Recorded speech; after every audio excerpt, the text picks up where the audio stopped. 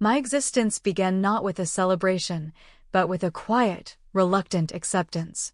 My name is Alina, and I was, in the hushed tones of family lore, a consequence. A footnote in the story of my parents' youth, a chapter they were forced to write together after a single, careless evening. Had my grandparents not insisted on a wedding, a union born of duty rather than love, the ink of my life might never have touched the page. My arrival was not marked by joyous tears, but by the heavy weight of obligation. For my father, I was the closing of a door. "There goes my freedom," he'd sigh, his gaze passing over me as if I were a piece of furniture misplaced, a constant, low-grade hum of disappointment. My mother offered no cruelty, no sharp words or raised hands, but her affection was a barren landscape. There were no spontaneous hugs, no gentle words of praise. I was not their daughter in the way a child is meant to be. I was a responsibility, a debt they paid to propriety every single day. The first decade of my life was an education in silence and subtlety. The singular rule was simple: do not be a burden. I learned the art of invisibility, to move through our small house in Seacrest with the quiet grace of a shadow, to speak in a voice that never rose above a murmur. But my very presence was a disruption. I was a living reminder of a life my father felt he'd lost. Then, when I was 11, the world tilted on its axis. My sister, Stella, was born. Stella was not a consequence, she was a miracle. To my parents, she was the sunbeam that finally pierced through the long, gray overcast of their lives. They wept with a joy I had never witnessed, held her with a reverence I had never known. The house, once so quiet and tense, was suddenly filled with cooing, with laughter, with the bright, vibrant color of their love for her. And just like that, I was relegated to the wings. I was the helper, the observer, the forgotten preamble to the main story. "Alina, watch your sister." The words were a constant refrain. "Alina, be quiet, you'll wake Stella." "Alina, why can't you be more like her?" Though she was just an infant, she was already the standard against which I failed. Stella was swathed in new, soft pastels. I wore the faded hand-me-downs from distant cousins. Her birthdays were celebrated with tiered cakes and a chorus of delighted relatives. Mine were marked, if at all, with a single candle pressed into a slice of store-bought bread. Stella received hugs as freely as the salty air that drifted in from the harbor. I received a profound and hollow silence. I remember asking my mother once, my voice barely a whisper, "Did I do something wrong?" She simply let out a long, weary sigh, a sound that conveyed my irrelevance more powerfully than any word, and turned away. I learned to stop asking. I learned to stop hoping. But one thing I never stopped doing was dreaming, in the quiet, hidden corners of my mind. I perfected the art of fading away. If I made no noise, if I caused no trouble, if I simply existed without expectation, I thought I might find a sliver of peace. I reasoned that if I became small enough, my father's gaze wouldn't catch on me with such disappointment. Perhaps my mother's sighs would be reserved for other, more significant things. But it didn't matter. I was still a ghost in my own home, my purpose defined only by the needs of the family I served. When I was 8, my mother handed me a worn wooden mop, its strings gray and frayed. "From now on," she said, her tone matter-of-fact, "you'll be responsible for keeping the house tidy." It began with sweeping the linoleum floors and wiping down the worn Formica countertops. But my duties grew with me. Soon, I was scrubbing the tub, washing the family's clothes by hand in our old, rumbling machine, tackling the endless mountain of dishes, and running any small errand they required. By the time I was 10, my mother had all but retired from domestic work. "Alina, the laundry basket is overflowing." "Alina, I can still see a smudge on the kitchen floor." "Do it again." "Alina, start dinner." "Your father will be home soon." I became the family's unpaid housekeeper, a role I performed without a word of thanks. While my hands were chapped from dishwater and my back ached from scrubbing, Stella lived a life of gilded ease. My mother would return from shopping trips with beautiful new dresses for her, their fabrics crisp and bright. On her birthdays, custom-ordered cakes from the town's best bakery would sit in the center of the table. If Stella so much as pointed at a doll in a store window, it would be hers. I remember my canvas satchel for school finally giving out, the strap tearing away from the body. I cautiously asked for a new one. My mother looked at me, her brow furrowed in annoyance. "The one you have is perfectly fine," she said dismissively. A week later, Stella, who was only just starting kindergarten, came home with a gleaming pink backpack adorned with glittering stars. But the material things were the least of it. It was the looks, the unguarded moments of affection I witnessed from the periphery. It was the way my mother's face would soften into a portrait of pure love when she watched Stella practice her ballet steps. It was the proud, booming laugh from my father when he patted Stella on the back for a good report card. I could deep clean the entire house, and no one would notice. I could cook a 3-course meal every night, and no one would ever ask if I had eaten a bite myself. Despite the profound loneliness, I found a sanctuary. It was a small, warm world of my own making, and it existed in the kitchen. The first thing I ever cooked entirely by myself, I was 9. It was a simple vegetable soup, but I can still recall the quiet thrill of watching the carrots and potatoes soften in the simmering broth, the magic of turning raw, plain things into something warm and nourishing. Cooking became my secret language, my rebellion, my act of creation in a life of thankless service. I had learned by watching my mother in the days before I took over, memorizing the flick of her wrist as she whisked eggs, the way she kneaded dough. By the time I was 13, I could prepare a full family meal without a recipe. I'll never forget the first time I made lasagna. I had saved for weeks to buy the ricotta cheese and fresh pasta sheets. When I served it, Stella took a bite, her eyes widening. "Wow, this is amazing," she said. A flicker of something pride, hope, ignited in my chest. My mother smiled, but her smile wasn't for me. She looked across the table at my father and said, "I think I got the sauce just right this time." "Don't you think, dear?" I wanted to scream. "I made it. I did this." But the words caught in my throat. I was a shadow, and shadows do not speak. They do not take credit. I swallowed the bitter taste of injustice and repeated a silent mantra I had developed over the years. It's okay. One day, I will have a place of my own. A place where I belong, where I won't have to wait in the dark for someone to acknowledge my light. I always understood my role. I was the quiet one, the capable one, the one who existed on the fringes. But that didn't extinguish the fire of my ambition. I wanted to be a chef. Not just a cook in a family kitchen, but an artist whose medium was food.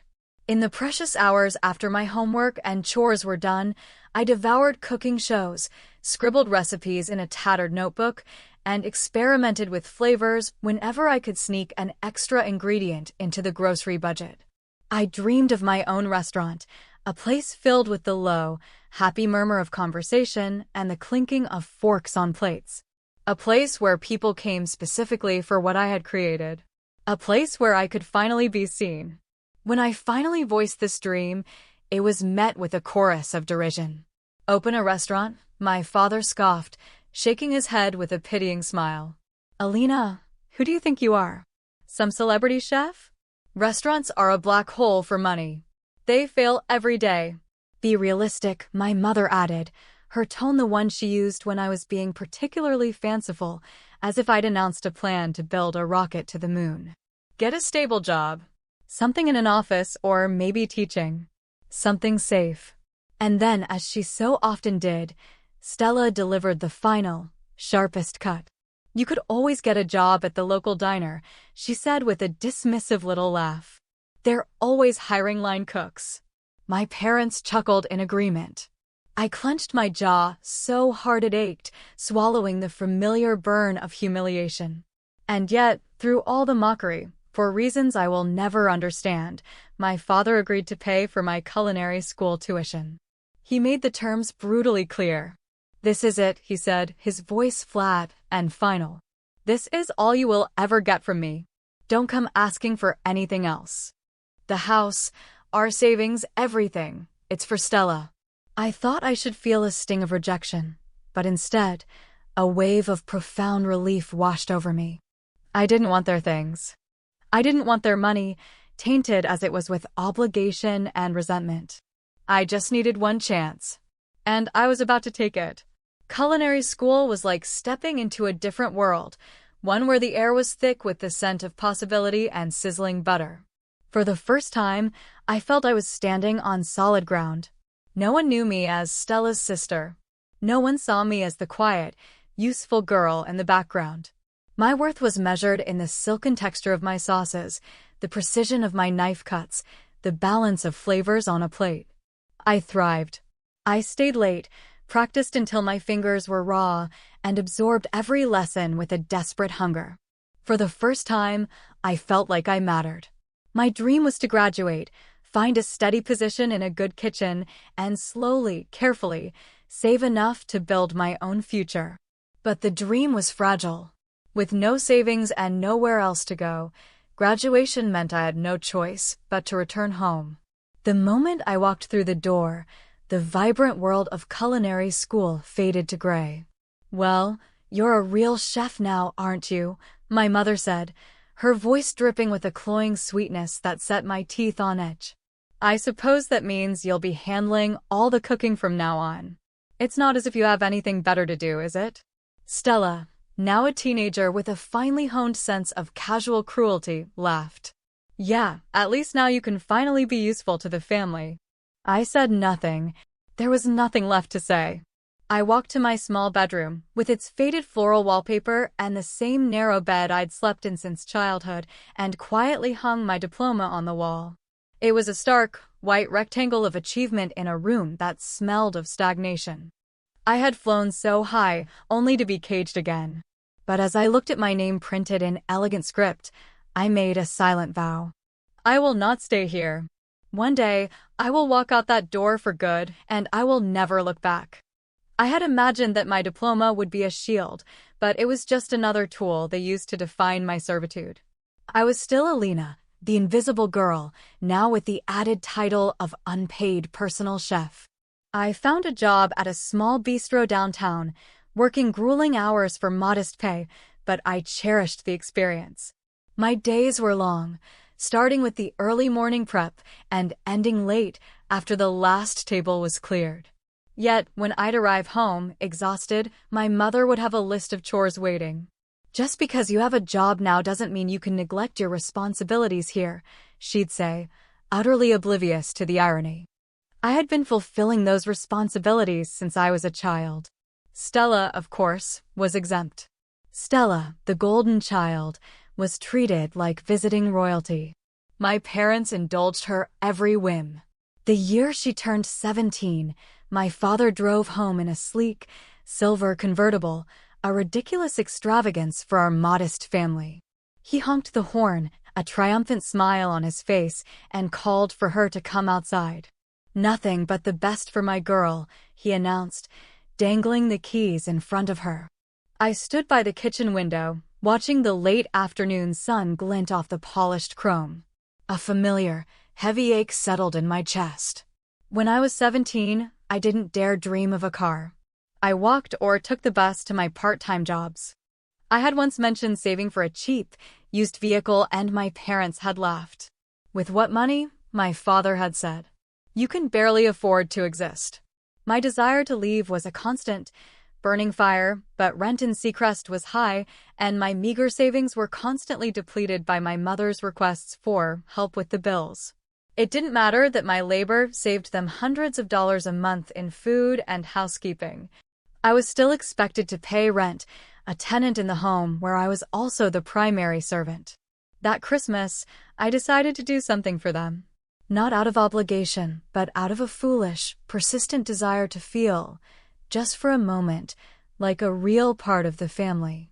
I had been saving for months, tucking away a few dollars from every paycheck. But as I watched my parents shower Stella with gifts, a new laptop, designer clothes, a delicate gold necklace, I knew my small, practical presence would pale in comparison. So, in a moment of desperate whimsy, I did something different. I bought lottery tickets. Not the $1 scratch-offs, but 4 tickets for the special holiday super jackpot. I thought maybe, just maybe, a little bit of impossible luck could bridge the chasm between us. On Christmas morning, I placed 3 small envelopes on the coffee table. When they opened them, their faces fell. There was no delight, only confusion, which quickly curdled into contempt. "Lottery tickets?" my father said, raising an eyebrow. "Is this a joke, Alina? Couldn't you have gotten us something useful?" My mother sighed, shaking her head in disappointment. "What a waste of money." Stella let out a sharp, cruel laugh and tossed her envelope onto the pile of discarded wrapping paper. "Wow, you're so broke you couldn't even afford a real present." They all chuckled. I sat frozen, the festive cheer of the morning turning to ash in my mouth. Then my mother looked at me, her expression one of faux pity. "Well, I suppose since Alina didn't get anyone a proper gift, it's only fair she doesn't receive any either. That seems balanced, don't you think?" They all nodded, as if this were the most logical conclusion in the world. My hands tightened on the arm of the sofa, my nails digging into the worn fabric. Then, without a word, I stood, walked to the coffee table, and deliberately picked up the 3 lottery tickets. "You know what?" I said, my voice trembling with a rage I hadn't allowed myself to feel in years. "You're right. They're a waste. I'll keep them." I didn't wait for a response. I turned and walked out of the room, the sound of their surprised silence following me. Christmas was meant to be a time of togetherness, but in that moment, I had never felt so utterly, irrevocably alone. A few days later, the lottery tickets were all but forgotten, crumpled at the bottom of my coat pocket. Life had settled back into its grim routine.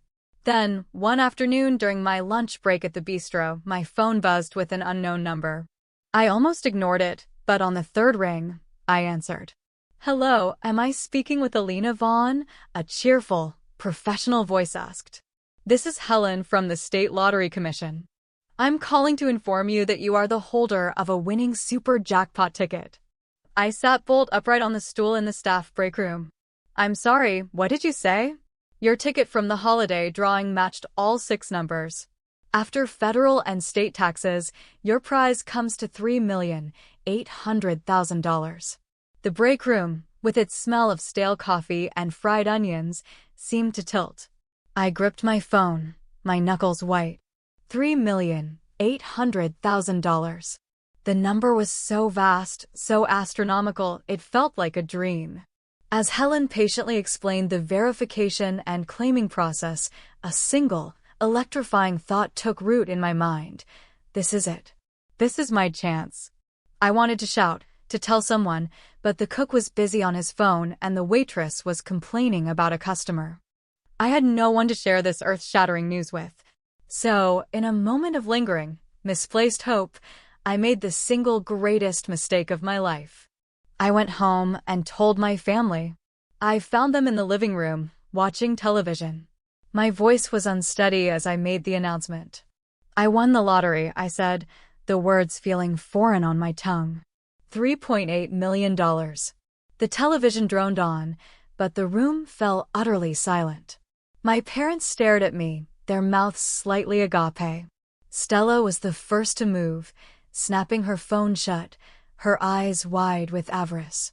"Wait a second," she said, her voice sharp. "That was from one of the tickets you were going to give Mom. That means it's family money." A cold dread washed over me. "No," I said, my voice firmer now. "You didn't want them, remember? You all laughed at them. I took them back. They're mine." My father cleared his throat, slowly turning to face me, his expression shifting into one of paternal reason. "Alina, you live under our roof. The right thing to do is to share this windfall with the family that has supported you." My mother quickly joined in, her voice taking on that sweet, manipulative tone. "Sweetheart, a young woman like you can't possibly know how to manage that kind of money. Your father and I could put it in a trust, keep it safe for you." I let out a short, bitter laugh. "Keep it safe for me? Don't pretend you have my best interests at heart." We all know if I handed that money over, I'd never see a penny of it again. Stella's face flushed with anger. You are so selfish. You owe this family. Who do you think paid for the roof over your head all these years? For your food, for your culinary school. The injustice of it was so staggering, I almost choked. I owe you. I shot back. I've been your maid since I was a child. I've cooked every meal. I've handed over most of my paychecks for bills. And now that I finally have something of my own, you have the audacity to claim I'm in your debt. My father's face hardened, the mask of reason falling away to reveal the cold autocrat beneath. If you won't share the money, he said, his voice dangerously low, then you have no reason to be here. I stared at him, my heart pounding. What are you saying? My mother stood, crossing her arms, her eyes like chips of ice. If you're not going to be part of this family, then get out. You have money now. You can take care of yourself. We've done more than enough for you. A fire of pure rage burned through me, but beneath it, I felt something else, something clear and liberating, relief. I looked at their faces, my father's cold fury, my mother's righteous indignation, Stella's greedy resentment, and I finally saw them for who they were. They had never seen me as family. I was just a resource, and now I was a resource they could no longer control. I took a deep, steadying breath. Fine, I said. I'll leave. No one moved to stop me. No one offered a word of protest. I went upstairs, pulled out an old duffel bag, and packed my few clothes, my culinary school diploma, and the precious, life-altering lottery ticket. As I stood at the front door, I paused and looked back at them, huddled together on the sofa like vultures. Thank you, I said, my voice calm and strong. Thank you for finally showing me, without any doubt, that I don't belong here. Then I turned, walked out into the cool night air, and didn't look back. I had no home, no family, but for the first time in my life, I had something far more valuable, a future that was entirely my own. I stepped out into the crisp winter night, the small duffel bag containing my entire world slung over my shoulder. I had no destination, but I had a direction, forward. My first stop was the state capitol, to the Lottery Commission headquarters. I needed the reality of the money to be as solid and undeniable as the check I held in my hand. Signing the paperwork for $3,800,000 was a surreal experience. This wasn't just currency, it was emancipation. But I wasn't about to squander it. I wasn't the type to indulge in flashy cars or designer clothes. That was Stella's world, not mine. I needed a plan, one built on the same foundation of hard work and precision I'd learned in the kitchen. I rented a small, clean apartment on the outskirts of Seacrest, a place that was anonymous and, most importantly, mine. For weeks, that apartment became my command center. I spent my days hunched over a laptop, immersing myself in the world of business. I read about commercial leases, health and safety permits, payroll systems, and marketing strategies. I knew my culinary skills weren't enough. I had to become an entrepreneur. After weeks of searching, I found it, an old, derelict building in a forgotten corner of downtown. It had once been a seafood restaurant, but it had stood empty for years, a sad, hollow shell.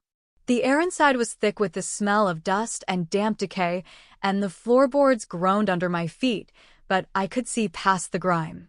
I could see the warm glow of lights, hear the happy buzz of customers, smell the aroma of roasting garlic and fresh bread. When I met the landlord, a grizzled old man named Mr. Finch, he chuckled. "You want to turn this old wreck into a high-end restaurant? Lady, you've got more guts than sense." But I didn't need his approval. I needed his signature on the lease. I hired a small, dedicated crew to bring the space back to life. I was there every day, covered in dust, helping to choose every tile for the kitchen, every warm-toned wood for the tables, every soft, welcoming light fixture. I wasn't just opening a restaurant. I was building a sanctuary, a place that would feel like the home I never had for anyone who walked through the door. I decided to call it the Hearth. Months later, I stood on the sidewalk, looking up at the simple, elegant sign bearing the name. My name wasn't on it, but my soul was in it. It was real. Opening night was the most terrifying and exhilarating night of my life. I was racked with doubt. What if no one came? What if they hated my food? But then the first couple walked in, drawn by the warm light spilling onto the street. They ordered my signature dish, a slow-braised lamb shank with root vegetables. I watched from the kitchen pass as they took their first bites, saw them smile and nod at each other, and I knew. I had done it. Word of mouth is a powerful thing in a town like Seacrest. Slowly, then all at once, the hearth became the place to be. People talked about the little restaurant where the food was made with an almost reverent care. I developed my own recipes, hosted seasonal tasting events, and used social media to build a community around my food. A year later, the profits were so strong that I opened a second location in the next town over. For years after I walked out of my parents' house with nothing but a duffel bag, I, Alina Vaughn, the girl who was taught to be invisible, was the owner of a thriving, growing restaurant chain. I was just getting started. For years to the day after I won the lottery, I was in my office above the original hearth, reviewing quarterly projections, when my phone rang. It was an unsaved number, but the area code was local. A strange premonition made me hesitate before answering. Alina? The voice, thin and strained, sent an immediate, unwelcome chill down my spine. It had been 4 years of absolute silence. No calls, no letters, not a single word. And now, my mother. What do you want? I asked, my voice purposefully flat, devoid of emotion. She let out a long, weary sigh, a sound I knew all too well. It's Stella, she said. She's in trouble, Alina. Deep trouble. She lost her job. There were accusations, some missing money. She can't find work anywhere. She's drowning in debt, and we're struggling. We need your help. I closed my eyes, taking a slow, deep breath to quell the sudden, hot surge of anger. And now you remember you have another daughter? I said, the words sharp. You threw me out. You made your choice. We have nothing to do with each other. She's your sister, my mother pleaded, her voice cracking with practiced despair. Yes, she's made terrible mistakes, but she deserves a chance to get her life back on track. Please, Alina. I'm begging you. I was silent for a long moment. Every rational part of me screamed to hang up, to block the number, to reinforce the wall I had so carefully built. But a small, foolish flicker of something, pity, or perhaps the ghost of a sisterly bond that never truly existed, held me back. I remembered a little girl with bright eyes, before she had learned that the world would bend to her will. I sighed, the sound heavy with resignation. I can offer her a job. One job, but there will be no special treatment. She starts at the bottom, as an administrative assistant. She follows the rules, like every other employee. One mistake, and she's out. Those are the terms. Oh, thank you, Alina. Thank you. I always knew you had a good heart, she sobbed. I let out a humorless laugh after I hung up. My good heart was the very thing they had tried so hard to break. And now it was the thing they needed to save them. Stella started work at my newest restaurant location. For the first few weeks, she was a model employee. She was punctual, polite, even offered to stay late to help organize files. I allowed a sliver of hope to grow. Perhaps she had finally hit rock bottom and was ready to change. But then, the whispers started. A few of my long-term staff, people I trusted implicitly, came to me, their expressions troubled. Alina, we're hearing some things, my head chef, Leo, said uncomfortably. It turned out Stella was weaving a subtle web of poison. She was telling coworkers that I was underpaying them, that I was hoarding the profits while they did all the hard work. She spun a tale of a stolen inheritance, painting herself as the wronged party and me as the villain who had taken everything from the family. At first, I dismissed it as petty gossip. But then I noticed the atmosphere in the restaurant begin to shift. Some employees grew quiet when I entered a room. Others avoided my gaze. The easy camaraderie that had been the hallmark of my business was beginning to fray. One evening, Leo pulled me aside, his face grim. Alina, this is serious, he said, his voice low. She's trying to organize them. She's telling the junior staff that if they stage a walkout, you'll be forced to give everyone a massive raise or risk the restaurant's reputation. A slow, cold anger began to solidify in my chest. I had given her a chance. I had extended an olive branch over the chasm of our past, and she had used it to try and burn down everything I had built. But I was not the same timid, silent girl she remembered. She was about to learn just how much I had changed. I looked at Leo, my most loyal friend and colleague. Don't worry, I said, my voice steady. I know exactly what to do. I thought Stella's goal was simply to sabotage my reputation. I was wrong. It was much simpler, much cruder than that. A few nights later, Maya, my financial manager and another pillar of my found family, came into my office, her face pale. Alina, we have a problem. I looked up from the invoices. What is it? We're short. $15,000 from this month's cash deposits. It's just gone. There's no record of a withdrawal, no discrepancy in the books. The cash from the safe is missing. My heart sank. Who has access? I asked, though I already knew the answer. Maya shook her head, looking pained. Only a handful of people know the combination. You, me, Leo, and, she hesitated, Stella. I refused to act on suspicion alone. I needed proof. The next day, I had a series of micro-cameras, no bigger than a screw head, discreetly installed in the accounting office, with a clear view of the safe. 5 days passed. Then, late one night as I was working from home, my phone buzzed with an alert. Motion detected in the accounting office. I pulled up the live feed on my laptop. And there she was. The footage was grainy, but unmistakable. Stella slipped into the darkened office, casting furtive glances over her shoulder. She knelt before the safe, her fingers deftly spinning the dial. The heavy door swung open. Her hands moved quickly, confidently, pulling out stacks of cash and stuffing them into her designer handbag. I watched, my breath held, a cold, clinical detachment washing over me. The last vestiges of pity I had for her evaporated in that moment, leaving only the hard, clear certainty of what had to be done. The following morning, I called the police. When 2 uniformed officers walked into the restaurant during the lunch rush and asked for Stella Vaughn, she looked up from her desk, her face a mask of confusion. What is this? I haven't done anything. I stepped forward from my office doorway, my arms crossed, my expression unreadable. I have proof, Stella, I said, my voice clear and carrying through the now silent dining room. The cameras saw everything, her face drained of all color. You wouldn't, she stammered, her eyes wide with a dawning horror.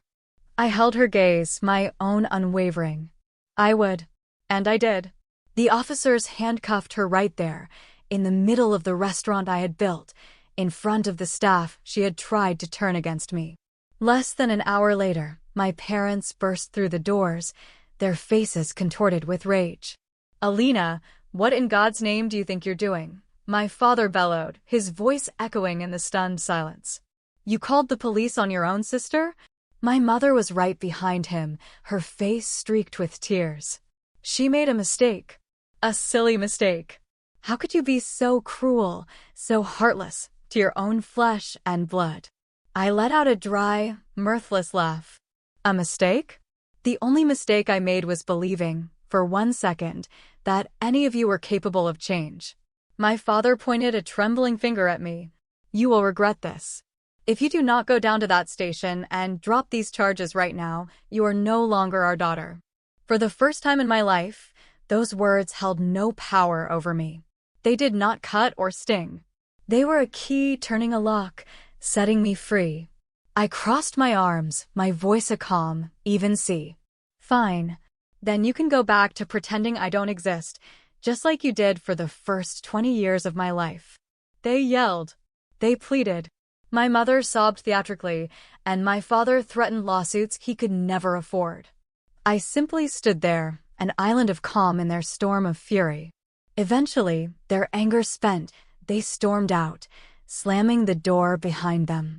The hate that radiated from them was palpable, but I felt none of the old pain. I felt only peace. The door to my past, which I had foolishly left cracked open, was now sealed shut. Forever. On the day of the trial, I arrived early. Stella entered the courtroom looking like the lead in a tragedy. Her hair was perfectly styled, her dress modest, her expression one of gentle, wounded sorrow. When she took the stand, she spoke in a soft, trembling voice. I never intended to steal from my sister," she whispered, dabbing at her eyes with a tissue. "I was just borrowing it. I was going to pay it all back. But before I had the chance, she had me arrested. I never imagined she would do this to her own family." I gripped the polished wood of the bench in front of me, my knuckles white, but I remained silent. Then, the prosecutor rose. "Miss Vaughn, isn't it true that this is not the first time you've been caught misappropriating funds from an employer?" Stella's composure faltered. I don't know what you're talking about." The courtroom doors swung open, and a well-dressed man I vaguely recognized walked to the stand. It was the owner of the firm where Stella had worked before coming to me. He calmly and methodically detailed how Stella had embezzled thousands of dollars from company accounts. When she was confronted, she didn't just deny it. She filed a baseless and malicious sexual harassment claim against him to discredit him and save herself. A wave of gasps rippled through the courtroom. Stella's face was a mask of sheer panic. For the first time, she was cornered with no lie left to tell. The prosecutor then played an audio recording from a former coworker who confirmed under oath that Stella had bragged about inventing the story to teach her boss a lesson. When the judge delivered the verdict, finding her guilty of felony theft and fraud, I felt nothing. No triumph, no satisfaction. I watched as the bailiffs cuffed her wrists. The performance was over. She started to cry, real tears this time, tears of pure self-pity. Then her eyes found mine across the room, and they were filled with a venomous hatred. "You'll regret this, Alina," she hissed. "You stole my life." I looked at her, the sister who had never been a sister, the ghost of a past I was finally laying to rest, and I thought, but did not say, the final, simple truth. "No, Stella. You destroyed your own." I never spoke to my parents again. They tried to call, their messages alternating between blaming me for ruining the family and begging me to help with Stella's legal fees. I blocked their number. They were phantoms now, powerless to haunt me. My life moved forward. The hearth flourished, expanding to 6 locations across the state, a testament to good food and hard work. But more importantly, I was not alone. Leo, Maya, and my dedicated team, they were my family. A family forged not in the cold crucible of obligation, but in the warm hearth of mutual respect, trust, and genuine affection. I was once Alina, the forgotten girl, the shadow who lived in the corners. But I am no longer defined by the absence of love in my past. I am Alina Vaughn, a woman who built a life from scratch, who learned that sometimes the most profound act of love is to love yourself enough to walk away. My past is a part of my story, a scar that reminds me of my own strength, but my future is a table of my own setting, laden with peace and joy and the quiet, deep satisfaction of a life well earned.